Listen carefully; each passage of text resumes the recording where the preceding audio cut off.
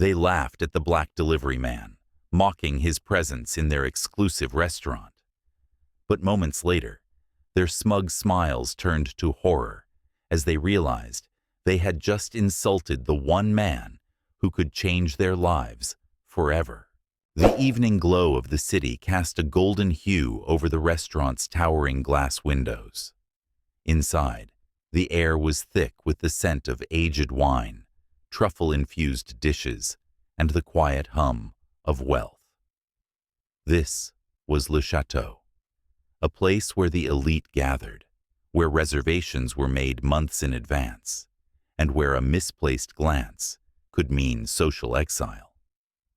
Tonight, the leather booths were filled with high-profile businessmen, lawyers, and socialites, all indulging in a world where power was measured by the weight of a credit card and the exclusivity of a last name. The door swung open, and for a brief moment, the delicate balance of this world wavered. A man in a standard delivery uniform stepped inside, carrying a plain brown paper bag. His posture was relaxed, unaffected by the scrutinizing gazes now directed at him. He was tall, with dark skin, a neatly trimmed beard, and eyes that held an unnerving stillness, calm but observant.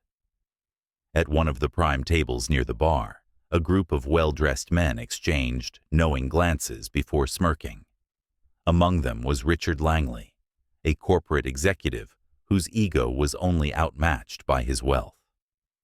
Dressed in an impeccable navy blue suit, his Rolex gleamed under the chandelier's soft light as he casually leaned back in his chair, watching the delivery man with thinly veiled amusement. "Looks like someone's lost," Richard muttered, just loud enough for his companions to hear. The group chuckled, their laughter blending seamlessly with the clinking of expensive crystal glasses. The delivery man didn't flinch. He simply walked towards the reception desk, where a young hostess stood, nervously glancing between him and the group of laughing men. "Can I help you, sir?" she asked, her voice polite but unsure. "I have a delivery," he replied, holding up the bag. His voice was smooth, measured. From across the room, Richard scoffed. "A delivery? Here? What kind of peasant orders takeout in a place like this?" His words carried through the restaurant, and suddenly, the entire space seemed to take notice. A few diners turned their heads, their curiosity piqued. The smirks widened. Near the bar, an older man in a tailored gray suit furrowed his brows. Unlike the others, he wasn't amused. He was intrigued. Something about the delivery man seemed off. The way he stood, the way he observed everything in the room without a hint of discomfort. It was a presence that didn't belong to an ordinary courier. The hostess hesitated. "Who is the order for?" The man's lips curled slightly. Not quite a smile, but enough to send a ripple of unease through those who were paying attention. "Richard Langley." The table went silent. For a fraction of a second, Richard's expression faltered, but then he laughed, short, incredulous. "Is this a joke? I didn't order anything." The delivery man remained unmoved. "Maybe you didn't, but someone did." The tension in the air thickened. A few guests exchanged glances, sensing that something unusual was unfolding. Behind the bar, the older man, William Grant, a senior partner at one of the country's most powerful law firms, watched with narrowed eyes. He recognized something in the delivery man's demeanor, something he had only ever seen in people who commanded real power. And yet, the others were too blinded by their own arrogance to see it. "Go on, then." Richard gestured dismissively. "Put it on the table. Let's see what's so special about this mystery delivery." The man stepped forward, slow and deliberate. A shift in the atmosphere was almost palpable, but no one knew why. Yet, Richard Langley leaned back in his chair, swirling the wine in his glass, as if this were nothing more than a passing amusement. The other men at the table exchanged smirks, their confidence bolstered by the familiarity of their world, a world where a man in a delivery uniform was nothing more than background noise. "All right then," Richard drawled, eyes gleaming with condescension. "Go ahead. Show us what's inside. Or are you just here to admire the view?" The delivery man remained silent for a beat too long, just enough for the tension to thicken, for the unease to creep in. Then, slowly, he placed the brown paper bag onto the table. The sound it made, a simple, insignificant rustle, should have meant nothing. Yet, in that moment, it felt deafening. A waiter, sensing the shift in the room, hesitated before continuing to pour wine into Richard's glass. Even he could tell that something was off. Richard, ever the showman, reached for the bag with exaggerated indifference. He ripped it open, expecting, what? A sandwich? Some pathetic attempt at a gift? A misguided attempt at humility? But inside, there was no food, no receipt, just a single sealed envelope, pristine and unmarked. The smirk on Richard's face flickered for the first time. "What the hell is this?" he muttered, picking up the envelope. He turned it over, looking for some clue, some explanation. Nothing. The delivery man tilted his head slightly, as if amused by Richard's confusion. "Open it," he said simply. The command, because that was what it was, despite its quiet delivery, sent an almost imperceptible ripple through the table. A few men chuckled, though the laughter wasn't as confident as before. Richard, unwilling to let some random courier dictate the room's energy, tore the envelope open with a scoff. The moment his eyes scanned the document inside, his entire body stiffened. "What's wrong, Richard?" one of the men at the table joked. "Love letter from an ex?" Richard didn't answer. His jaw tightened, his fingers clenched around the paper, as if he could crush its contents by sheer will alone. William Grant, the older lawyer at the bar, who had been watching from the start, stood slightly straighter. He could see it now. The panic. It was subtle, but unmistakable. "Rich?" another man pressed, nudging his shoulder. "What is it?" Richard finally found his voice, though it came out hoarse, clipped. This is a joke. It has to be." The delivery man simply folded his arms, waiting. One of Richard's friends, growing impatient, snatched the paper from his grasp. His expression remained smug as he skimmed over the words, until suddenly, it didn't. The blood drained from his face. Oh shit. Now, the table wasn't laughing. The low murmur of conversation from other diners seemed to grow quieter, as if the entire restaurant was holding its breath. William Grant took a slow sip of his whiskey, contemplating. He had seen many moments like this before. Moments where men who thought they were untouchable were suddenly reminded that power was never truly theirs to keep. "I don't understand," another man at the table muttered. "What's going on?" Richard slammed the paper down onto the table, his movements sharp, desperate. "This is bullshit." The delivery man finally stepped closer, placing both hands flat on the table as he leaned in, just enough for Richard to feel the weight of his presence. "You should choose your words carefully, Mr. Langley," he said, his voice even, measured. "That document in your hand is very real, and I'd advise you to read it again. Slowly, this time." Richard's breathing had grown uneven. His mind was racing, calculating, scrambling, but for the first time in a very long time, he was out of moves. The others at the table could only watch, powerless in the face of something they didn't yet understand. The delivery man straightened, his job here almost done. "This isn't just a delivery," he said, stepping back. "It's notice." Silence. Absolute silence. Then, Richard shot up from his seat, slamming his hands onto the table. His voice, no longer smooth or controlled, cracked with rage. "Who the hell do you think you are?" The delivery man didn't react, didn't blink. He just smiled. The first real smile of the night. "You'll find out soon enough." The restaurant was silent, save for the distant hum of conversation from those too far to hear what had just happened. But at Richard Langley's table, time had slowed to a suffocating crawl. His hands were still pressed against the smooth mahogany surface, his breath uneven, his face caught somewhere between disbelief and fury. The delivery man. No, not a delivery man. Something else entirely. Someone else entirely. He stood there, completely at ease, as if he hadn't just upended the entire evening, with nothing more than an envelope and a few carefully chosen words. Richard's eyes darted back to the document, fingers trembling slightly as he scanned the contents again, hoping, praying, that he had misread something, that it wasn't real. But it was. "No," Richard muttered under his breath, shaking his head. This isn't possible." One of the men at the table, Gregory Tate, a hedge fund manager whose arrogance was only rivaled by Richard's own, cleared his throat, forcing a smirk. "All right, enough of this circus act," Gregory said, leaning back in his chair. "Who the hell are you, really?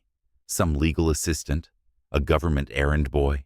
Whatever this is, it's getting old." The man in the uniform turned his head slightly, his gaze locking onto Gregory with a calm that was almost unnatural. It wasn't the look of a man who needed to prove himself. It was the look of a man who knew he had already won. "You think this is a game?" he asked, his voice still smooth, still measured. But this time, there was an edge beneath it, something razor-sharp, hidden just beneath the surface. Gregory opened his mouth to speak, but before he could, William Grant, the older lawyer who had been watching everything unfold from the bar, stepped forward. He hadn't spoken until now, but something in his demeanor had shifted. "Wait," William said, his voice quieter than the others, but somehow heavier. Richard's gaze snapped to him. "You know this guy?" William didn't answer right away. Instead, he studied the man in the uniform carefully, his posture, his controlled breathing, the way his eyes missed nothing. Then, finally, he exhaled. "Not personally," William admitted, "but I've heard of him." A ripple of unease spread through the table. Richard, still clinging to the last shreds of his bravado, scoffed. "Yeah? And who the hell is he supposed to be?" William met the delivery man's eyes, and for the first time that evening, he looked respectful. "He's the one man in this city you don't want to piss off." The smirks faded. Richard laughed, though it was forced, hollow. "Oh, come on, Will. This guy is—" He gestured toward the uniform, as if that was proof enough. "He's a nobody." The man in question raised a single brow. "A nobody?" The way he said it sent a chill through the air. Then, with slow, deliberate movements, he reached into his pocket and pulled out a simple, elegant black card. No company logo, no title, just a name embossed in gold. He placed it on the table, directly in front of Richard. Richard hesitated before picking it up, his stomach tightening as he read the name. His fingers curled around the edges, knuckles whitening. Malcolm Graves. The moment the name registered, Richard's face drained of all color. A sharp inhale, a bead of sweat forming at his temple. Gregory, still oblivious, frowned. "What? Who's Malcolm Graves?" Richard didn't answer. He couldn't. His mouth had gone dry. His entire body felt like it had been plunged into ice. William, however, spoke, and when he did, his voice was low, cautious. Malcolm Graves doesn't show up anywhere unless something's already been decided. Another silence, heavier than the first. Gregory blinked, still not understanding. Decided? Decided by who? Malcolm smiled then. Not cruel, not arrogant, just knowing. By people much bigger than you. Richard shot up from his seat, his movements jerky, frantic. This is ridiculous. You can't just walk in here and what? Malcolm cut in smoothly. Richard clenched his fists, but Malcolm was already stepping forward, closing the space between them. He leaned in, just slightly, enough for Richard to feel the weight of what was happening. You thought I was a nobody, Malcolm murmured, voice almost gentle. That's your problem, Richard. You only see what you want to see. Richard's pulse thundered in his ears. And because of that, Malcolm continued, you never saw this coming. The realization hit like a freight train. Richard hadn't just been humiliated. He had lost. And not just in front of his friends, not just in some insignificant public scene. He had lost something far, far bigger. Gregory finally grabbed the paper from the table, reading it for himself. His hands trembled as he reached the last line. No, he whispered. No, this can't be right. But it was. Malcolm turned away, adjusting his cuffs as if this entire thing had been nothing more than an errand, just another task checked off his list. As he walked past Richard, he paused, just for a moment, just long enough to deliver the final blow. You should have been nicer to the delivery man. Then, with effortless composure, he walked out. The weight of Malcolm Graves's final words settled over the table like a suffocating fog. You should have been nicer to the delivery man. A simple sentence, yet it carried the force of an executioner's axe. Richard Langley stood frozen, his breath shallow, his mind clawing for an escape that didn't exist. This couldn't be happening. This wasn't just a mistake. It was a catastrophe. His empire, his power, his entire carefully crafted image was unraveling in real time, and there was nothing he could do to stop it. Gregory Tate, still gripping the document with whitening knuckles, finally found his voice. Richard, this is real. This is signed. His tone wavered, the confidence from earlier completely stripped away. Richard snatched the paper back, eyes scanning the fine print, as if staring at it long enough would make the words change. But they didn't, because this was happening. Because Malcolm Graves wasn't just some man in a uniform. He's not just some corporate enforcer, William Grant murmured from his place near the bar. His voice was quiet, but there was an unmistakable finality to it. He's the man they send when it's already over. The color drained completely from Richard's face. Across the restaurant, a few curious guests had started to take notice of the shift in energy.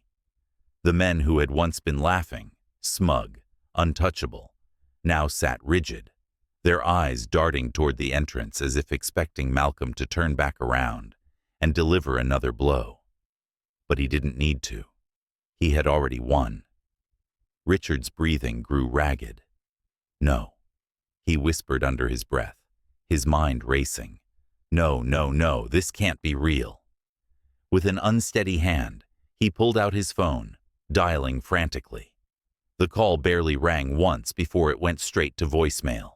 He cursed under his breath and tried again. Same result. Who are you calling? Gregory asked cautiously. Richard barely heard him.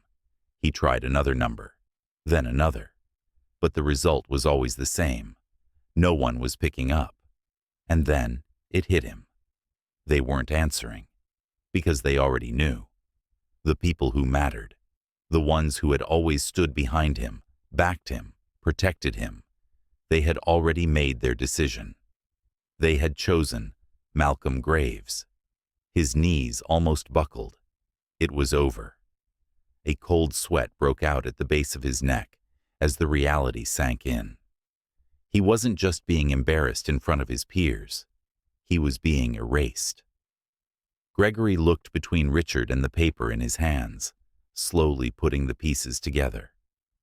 Wait, does this mean... Richard's fist slammed against the table, rattling the expensive glasses, but there was no power left in his anger. He had spent years controlling rooms with nothing more than his voice, his presence, his name. But none of that mattered now, because Malcolm Graves had walked in and taken it all away. Across the room, William Grant exhaled, finishing the last of his whiskey. His expression was unreadable, but there was something in his eyes, a knowing acceptance. He turned toward Richard, studying the once powerful man, who now looked utterly, hopelessly lost. And then, with quiet amusement, he murmured, "You should have read the fine print." Richard Langley collapsed back into his chair, his once commanding posture now a ghost of itself. His fingers twitched against the document as if holding on to it could somehow reverse what had already been set in motion. But there was no undoing this. No bargaining, no threats, no escape. The men around him sat in stunned silence, their laughter from earlier, now a distant memory. Gregory Tate swallowed hard, his gaze darting between Richard and the restaurant's entrance, as if expecting Malcolm Graves to walk back in and deliver the final blow. But he didn't need to. The damage was already done. Across the room, William Grant pushed his empty whiskey glass away and stood. He buttoned his jacket, then glanced at Richard one last time.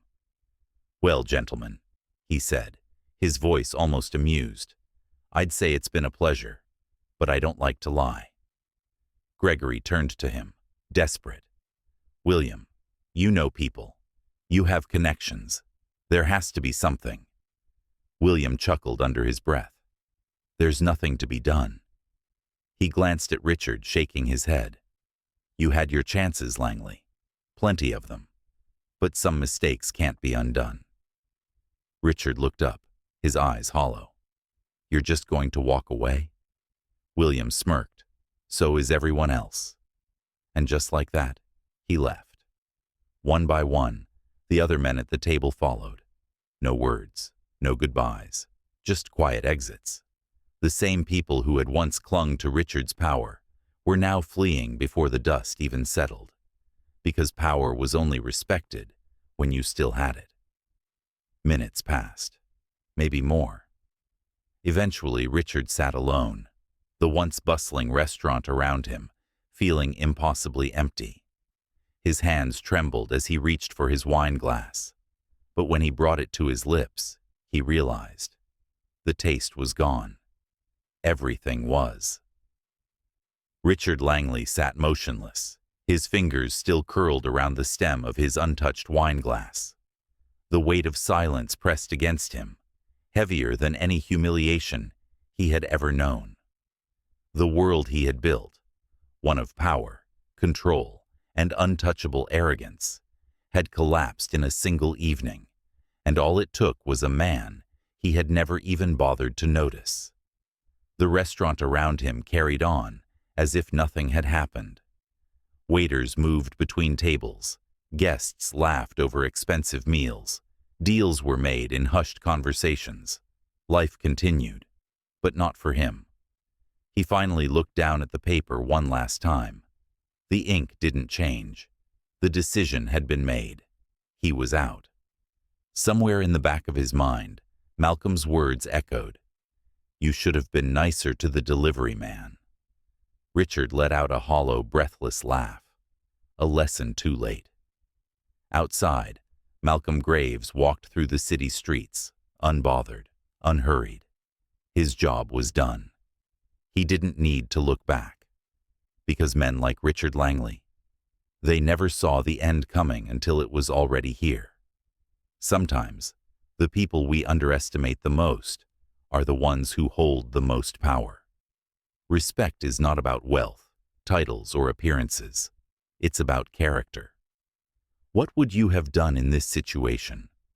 Have you ever seen someone get what they deserve in an unexpected way? Share your thoughts in the comments. And if you enjoy stories like